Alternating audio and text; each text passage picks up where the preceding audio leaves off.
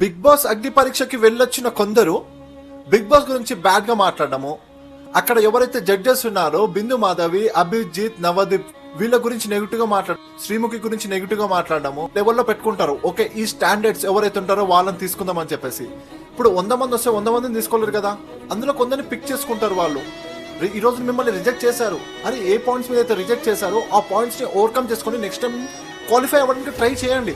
అంతేగాని ఇప్పుడు నిన్ను బిగ్ బాస్ లో రిజెక్ట్ చేస్తే నువ్వు వచ్చి ఇట్లా బయటికి బిగ్ బాస్ గురించి బ్యాడ్ గా చెప్తున్నావు, రేపు నీలాంటి బిగ్ బాస్ లో తీసుకుంటే ఎవరైతే బిగ్ బాస్ లవర్స్ ఉంటారో బిగ్ బాస్ గురించి అసలు ఎవరు ఇలా మాట్లాడరు.